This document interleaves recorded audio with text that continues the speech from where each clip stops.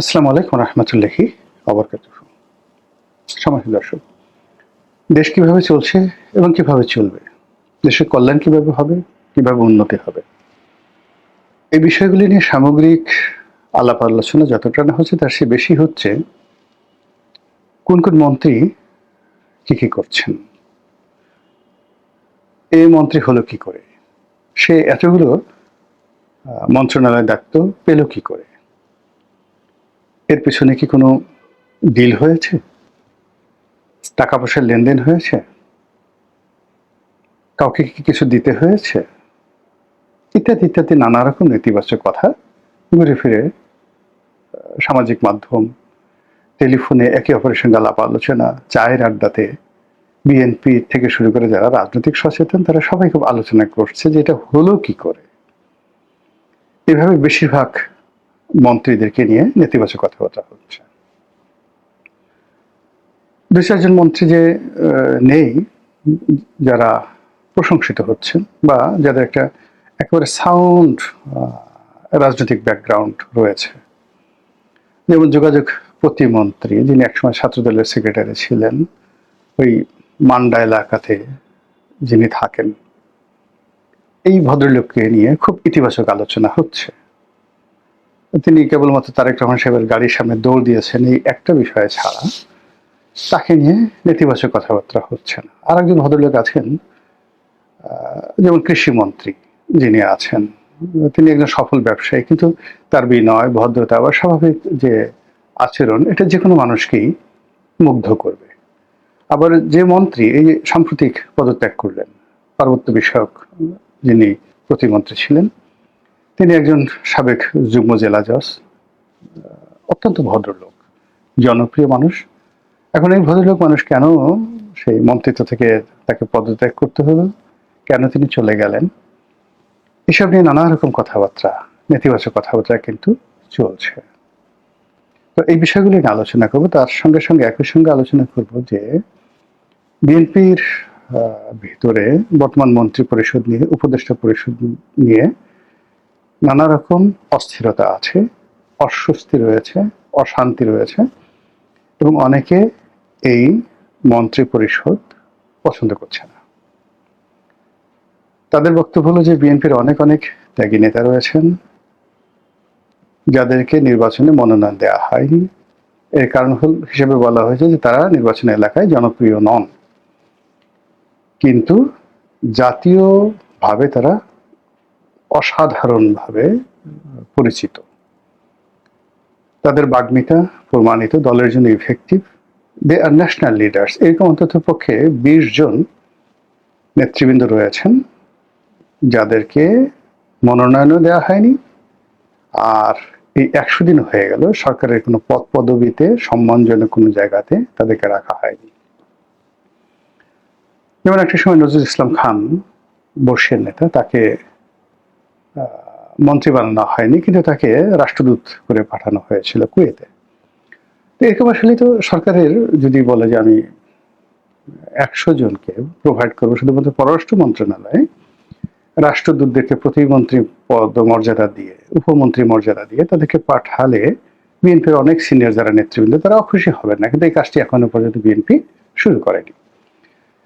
ফলে সামাজিক যোগাযোগ মাধ্যমে যারা এ সকল নেতাকর্মীদের যারা ভক্ত মুরিদান রয়েছেন, শুভানুধ্যায়ী রয়েছেন, তারা প্রতিদিনই এক একটা করে রিল ছাড়ছেন যে মন্ত্রিসভা পরিবর্তন হচ্ছে, এরা মন্ত্রী হচ্ছেন, এরা বাদ পড়ছেন, এই সমস্ত নানা রকম কথাবার্তা, যা কিনা সরকারের যে স্বাভাবিক কর্মকাণ্ড রয়েছে, যে ধারাবাহিকতা রয়েছে কর্মে, সেই জিনিসগুলো নষ্ট করে দিচ্ছে।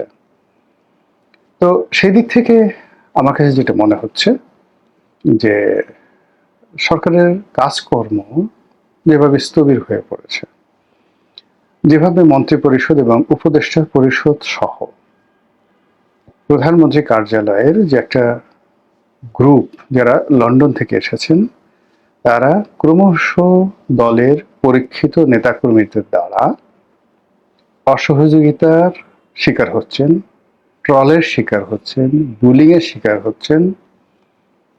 তারপরে ক্ষেত্র বিশেষে মানে এই সমস্ত লোকরা যখন কোথাও যাচ্ছে, দলের সিনিয়র যারা নেতৃবৃন্দ রয়েছেন তারা মুখ ফিরিয়ে থাকেন, তাদের সঙ্গে কথাও বলেন না এবং পেছনে পেছনে আজে বাজে কথা বলেন, ও কোত্থেকে আসছে, কি আসছে। এর ফলে কি হলো, এই সরকারের মধ্যে একমাত্র প্রধানমন্ত্রী ছাড়া আর কারো নাম সামনে আসছে না।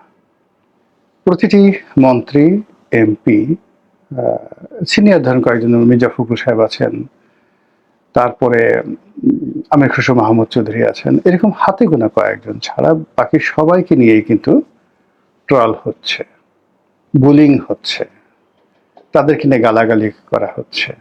এর কারণ হলো দলের যেগুলো ইফেক্টিভ, মানে মন্ত্রী হয়েছেন কিন্তু 17 বছর রাজপথে ছিলেন না, মন্ত্রী হয়েছেন কিন্তু একাগারের সময় দলের সাথে বেইমানি করেছেন, মন্ত্রী হয়েছেন কিন্তু বিএনপির সাথে কোনো সম্পৃক্ততা নেই, মন্ত্রী হয়েছেন জাতীয়তা আদর্শবাদের সাথে কোনো স্যাক্রিফাইস নেই, মন্ত্রী হয়েছেন সারাক্ষণ ডিজিএফ এর দালালি করেছেন, সারাক্ষণ আওয়ামী লীগের সাথে তলে তলে যোগাযোগ রক্ষা করেছেন, কখন জামাতের সাথে যোগ দিবেন, কখন অন্য ছোট দলে যোগ দিবেন, নানা রকম হিস্ট্রি যাদের আছে, কিন্তু এখন মন্ত্রী হয়ে গেছেন। তো তাদেরকে তো বিএনপির সেই সমস্ত নেতা যারা সত্যিকার অর্থে কারোর সাথে নেগোসিয়েশন করেননি, কারো পয়সা নেননি, জেল খেটেছেন, তারপরে দুর্নীতির অভিযোগ যাদের বিরুদ্ধে নেই, সুদীর্ঘকাল ছাত্র রাজনীতির একটা বর্ণাঢ্য ইতিহাস আছে, সেই সমস্ত মানুষ এদেরকে কেন পাত্তা দেবে বলেন? সেটা তারেক রহমান সাহেবের ঘনিষ্ঠ হন বা জিয়া পরিবারের ঘনিষ্ঠ হন, what ever maybe, does not matter, Bogura বাড়ি হন, এতে কিচ্ছু আসে যায় না। রাজনীতি এমন একটা ব্যাপার, এখানে আসলে নিজের যোগ্যতা বলে টিকে থাকতে হয়। আর মানুষের নেতাকর্মীদের সম্ভ্রম অর্জন করতে হলে এখানে গোপালগঞ্জের লোক হতে হবে, বগুড়ার লোক হতে হবে, ফেনীর লোক হতে হবে, নট লাইক দ্যাট, বা রংপুরের লোক হতে হবে, নট লাইক দ্যাট। ধরুন জাতীয় পার্টির জমানাতে এরশাদ কিন্তু প্রাণান্ত চেষ্টা করেছিলেন তার পরিবারের যারা লোকজন রয়েছেন কাউকে কাউকে রাজনীতির লাইমলাইটে আনার জন্য। একমাত্র জিএম কাদের সাহেব ছাড়া তার পরিবারের আপনজনের কেউ জাতীয় নেতা হতে পারেননি। রংপুর কেন্দ্রিক অনেক নেতা যাদেরকে মন্ত্রী বানানো হয়েছিল এরশাদের জামানাতে, আবার এরশাদ পরবর্তীতে তাদেরকে শেখ হাসিনা সরকারের সুযোগ করে দিয়েছিলেন মন্ত্রী হওয়ার জন্য, কিন্তু তারা কেউ ন্যাশনাল নেতা হতে পারেনি।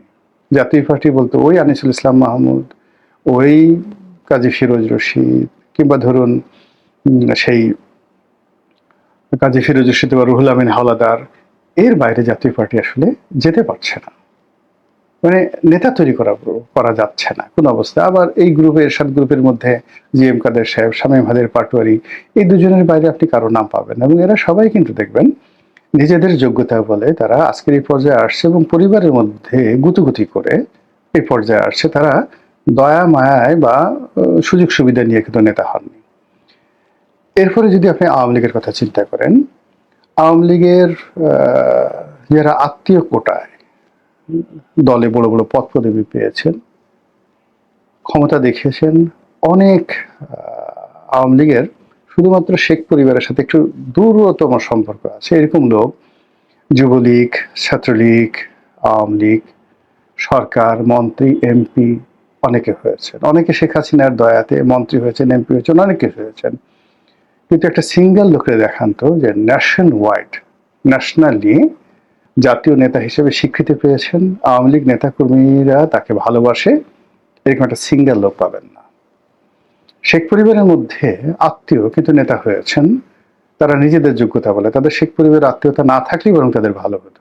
যেমন ধরেন জাহাঙ্গীর কবির নানক, যেমন ধরেন আবুল হাসনাত আবদুল্লাহ, দে আর পলিটিক্যালি মাস্টার, রাজনৈতিকভাবে তারা পরিপক্ক। ইভেন শেখ সেলিম, শেখ ফজলুল হক মনি, তারা পলিটিক্যালি ম্যাচিউর। সেখানে শেখ পরিবারের সাথে সম্পর্ক না থাকলেও কিন্তু তারা দাঁড়িয়ে যেতেন। কিন্তু শেখ হাসিনা যাদেরকে চেষ্টা করেছেন, বা যারা শুধুমাত্র দ্বিতীয় জেনারেশন, তৃতীয় জেনারেশন, ইভেন আপনি চিন্তা করেন পুতুলকে বা জয়কে, তাদেরকে রাজনীতিতে আনার জন্য, এস্টাবলিশ করার জন্য এমন কোনো চেষ্টা নাই যে সবাই করেনি, কিন্তু হয়নি, সত্যিকার অর্থে এখনো পর্যন্ত হচ্ছে না। আগামীতে যদি হয় সেটা ব্যতিক্রম একটা ঘটনা। শেখ রেহানাকে বিকল্পভাবে দাঁড়া করানোর জন্য কে না চেষ্টা করেছে, শেখ হাসিনার বিকল্প, কিন্তু হয়নি। একইভাবে ধরেন বিএনপি রাজনীতিতে, বিএনপিতে পরিবার প্রথা ওইভাবে জিয়াউর রহমানের আমলে তেমন একটা ছিল না, কিন্তু বেগম যেহেতু তার ভাই সাইদ ইস্কান্দার থেকে শুরু করে তার অন্যান্য আত্মীয় স্বজনরা আছেন, কর্নেল জাফর ইমাম থেকে শুরু করে আর অনেককে তিনি প্রতিষ্ঠা করার চেষ্টা করেছেন। তারেক রহমান সাহেব তার বন্ধু বান্ধব, আপনজন, পরিবারের যারা লোকজন, আমাদের আত্মীয়, কোনো কারণে একটু আত্মীয় হয়েছে বা তার সাথে ভালো সম্পর্ক, এদের অনেককে তিনি নেতা বানানোর চেষ্টা করেছেন। এরা কেউ নেতা হতে পারেনি, বরং মানে এখনো পর্যন্ত সবাই দলের মধ্যে তারেক রহমান সাহেবের সঙ্গে যাদের আত্মীয়তা, বন্ধুত্ব, ব্যক্তিগতভাবে তিনি যাদেরকে স্নেহ করেন, এরা সবাই সাধারণ নেতাকর্মীদের রোষানলে আছে। এটা হলো বাস্তবতা। তো ওখান থেকে বের হয়ে একজন সাইফুর রহমান হয়ে যাবেন, একজন আব্দুল সালাম তালুকদার হবেন, কে এম ওবায়দুর রহমান হবেন, এটার জন্য আসলে লং আউটস্ট্যান্ডিং পলিটিক্যাল পারফরমেন্স দরকার হয়। তো এরকম পলিটিক্যাল পারফরমেন্স রয়েছে বিএনপির অন্ততপক্ষে 50 জন নেতা, যারা এমপি হতে পারেননি কিন্তু এমপিদের বস, এই মন্ত্রী হতে পারেননি কিন্তু মন্ত্রীদের নেতা ছিলেন তারা।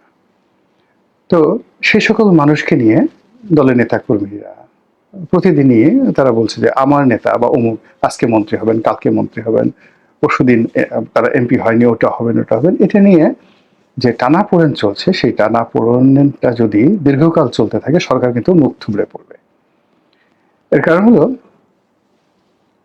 একটি রাজনৈতিক সরকারে কর্তৃত্ববাদী, যেমন ধরেন শেখ হাসিনা আব্দুর রাজ্জাক সাহেবকে একেবারে পছন্দ করতেন না, তোবাইল আহমেদকে তো নাই, আমির হোসেন আমনকেও তিনি শেষ দিকে একসময় তার খুব প্রিয় ছিল, কিন্তু তিনি পছন্দ করতেন না। কিন্তু দলে তাদেরকে পদ পদবি দেওয়া থেকে শুরু করে তাদেরকে মন্ত্রিত্ব দিতে বাধ্য হয়েছিলেন। আবার ধরুন মতিয়া চৌধুরীর অনেক যোগ্যতা, ভীষণ রকম যোগ্যতা, শেখ হাসিনা তাকে খুবই ভালোবাসতেন, কিন্তু আওয়ামী লীগ তার মৃত্যুর পূর্বক্ষণ পর্যন্ত তাকে গ্রহণ করতে পারেনি, কখনো গ্রহণ করতে পারেনি। সেম সুরঞ্জিত সেনগুপ্তের একই অবস্থা। অন্যদিকে আব্দুল সামাদ আজাদের মতো যারা এমিনেন্ট লোকজন আছেন, তারা সবকিছুর ঊর্ধ্বে এখনো সে সিলেট অঞ্চলে তাদের যে কর্তৃত্ব, এটা আপনি অস্বীকার করতে পারবেন না। এই একই প্রথা কিন্তু বিএনপিতেও আছে। বিএনপি যে সকল প্রোডাক্টস ছাত্রলীগ থেকে নয়, ছাত্রদল থেকে আসছে, যারা রাজপথে গত 17 বছর কাজ করেছে, একাগারের সময় দলের সাথে বেইমানি করেনি, সেই সকল মানুষদেরকেই বিএনপির নেতাকর্মী, জেলা পর্যায়ে প্রান্তিক যারা আছে, তারা হৃদয় থেকে ভালোবাসে, মন থেকে ভালোবাসে। এক, আর এই সকল নেতাদের আপনি কোনো কিছু না দেন, তাদেরকে ক্রস ফায়ারে মেরে না ফেলা পর্যন্ত এদের সামনে সাইকোলজিক্যালি আপনি 10টা মন্ত্রণালয় দিয়ে কোনো মন্ত্রীকে বানান, ও ঠিক মতো বসতে পারবে না, ইম্পসিবল। এটা মানে আমি ছোট মানুষ, তারপর আমি দেখেছি যে ধরুন আওয়ামী লীগের অনেকে মন্ত্রী হয়েছে, তো মন্ত্রী হওয়ার পরেও সে, যেহেতু আওয়ামী লীগের সঙ্গে আমার সম্পর্ক বেশি ছিল, কিন্তু আমাকে একটা টেলিফোন করবে বা আমার সামনে এসে বসবে বা রনি ভাই কেমন আছেন, এই সাহস আওয়ামী লীগের বেশিরভাগ মন্ত্রীর ছিল না। আবার যারা আওয়ামী লীগের সিনিয়র মন্ত্রী, তোহাল সাহেবের মতো মানুষ, মতিয়া চৌধুরীর মতো মানুষ, ওবায়দুল কাদের মতো মানুষ, তাদের সঙ্গে কিন্তু একেবারে শেষ দিন পর্যন্ত আমার একটা সম্পর্ক ছিল। তারা আলোচনা করতেন, ক্ষেত্র বিশেষে পরামর্শ নিতেন, দিতেন, আফসোস করতেন, বকা দিতেন, এই রাষ্ট্রপতি আব্দুল হামিদ সাহেব থেকে শুরু করে আরো সবাই। বিএনপির একই অবস্থা। তো ওইরকম মানে ধরেন এখন আসাদুজ্জামান রিপন, শামসুজ্জামান দুদু, নজরুল ইসলাম খান, আচ্ছা এদেরকে, বা নাজিমুদ্দিন আলম, নাজিমুদ্দিন আলমের পরে আমানুল্লাহ আমান, তারপরে সেই ফজলুল হক মিলন, যারা 90-এর গণ অভ্যুত্থানের নেতা। আচ্ছা বলেন তো, এই ক্যাবিনেটে তাদের সঙ্গে মন্ত্রীগিরি দেখাবেন কে আছেন? তাদের সাথে মোরালি কথা বলবে, তাদের সামনে পায়ের উপর পা তুলে তাদেরকে একটা হুকুম দিবেন বা বলবে যে অমুক ভমুক জায়গায়, এরকম কেউ আছে? আবার এই লোকগুলো যখন কোথাও একটা বসে থাকবেন, একজন মন্ত্রী হয়েছে, সেই তাদেরকে সে টিটকারি করবে। আপনি, আমি একটা জাস্ট বাস্তব উদাহরণ বলি, যেমন আওয়ামী লীগের 3-4 জন মন্ত্রী, তা আমি, তোফায়েল ভাই, রাজু ভাই, সুরঞ্জিত দা বসে আছি সংসদ ক্যাবিনেটে, আমরা খুব আড্ডা মারছি। তো আমার বয়স অল্প হলেও, এটাকে ইস্তেফাকা বলেন আর যা কিছু বলেন, সিনিয়র যারা ছিলেন তাদের সবার সঙ্গে, ইনক্লুডিং সৈয়দ আশরাফ, এদের সবার সঙ্গে আমার একটা বন্ধুত্বপূর্ণ সম্পর্ক ছিল। এত বন্ধুত্ব যে আমরা আমাদের প্রাইভেট লাইফ পর্যন্ত খোলামেলা আলোচনা করতাম সেখানে। সেখানে প্রেম নিয়ে, ভালোবাসা নিয়ে, সেক্স নিয়ে, সে আদি রসাত্মক গল্প গুজব আমরা এই একসাথে বসে করতাম। তো রাজিউর রহমান রাজু অনেক সিনিয়র নেতা, তিনি, সুরঞ্জিত সেনগুপ্ত তিনি, তোফায়েল আহমেদ, আমরা বসে আছি সেখানে। ধরেন পররাষ্ট্রমন্ত্রী বা মন্ত্রী ফুলমন্ত্রী হাসান মাহমুদ সে যাচ্ছে, তো শুধু অপমান করার জন্য তোফায়েল ভাই তো মন্ত্রী না, এই হাসান মাহমুদ এদিকে আয়, একটা তুই তুই করে এদিকে আয়, কেমন আছিস, তোর ধান্দা বান্দা কেমন যাচ্ছে। তো উনি তো একটা মাথা নোয়ায় রাখছে, মাথা নোয়ায় রাখছে। তারপরে আরো অনেক অসম্মানজনক কথাবার্তা। তো বললো যে তুই এই যে কার্গোর ব্যবসা করিস, বা যে তোর নাকি ফিশিং বোট আছে 2টা। তো তো বলছে না 2টা না 1টা। তারপরে রাজু ভাই বলতেছে তুই যে আমার কাছ থেকে যে লাইসেন্স নিলি ওইটা কি চালাইতেছিস না এখন বিক্রি করে দিয়েছিস, তুই তো কারি করে। ওখান দিয়ে কামরুল সাহেব যাচ্ছিলেন আইনমন্ত্রী, তার এই দেশের ডাক। তো সে বুঝতে পারছে কামরুল সাহেব বুদ্ধিমান লোক ছিল, তাকে অপমান করাবে। তো সে দিছে দৌড়, দৌড়ে অনেকে ছিল যে আসতেছে আসতেছে লিডার।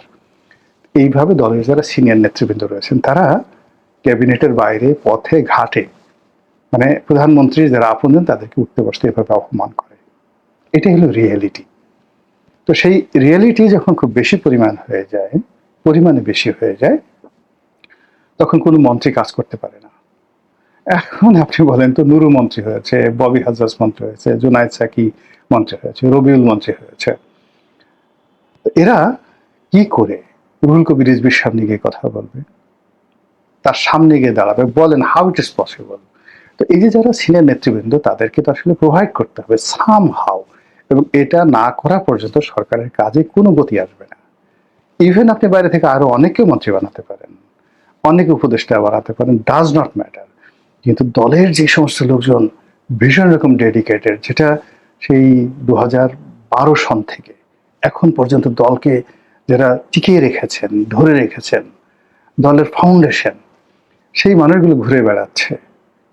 আর দেখা যাচ্ছে যে আপনার পছন্দ বা যে কোনো যোগ্যতায় আপনি কাউকে মন্ত্রী বানিয়েছেন, এমপি বানিয়েছেন, তাদেরকে দিয়ে আপনি অনেক কিছু রাজনীতি রেস চালাতে যাচ্ছেন, ঘোড়া চালাতে চাচ্ছেন। এটা হবে না, এখানে একটা সমন্বয় করতে হবে। মহান আল্লাহ আমাদের সবাইকে হেদায়েত দান করুন, হেফাজত করুন। আসসালামু আলাইকুম ওয়া রাহমাতুল্লাহি ওয়া বারাকাতুহু।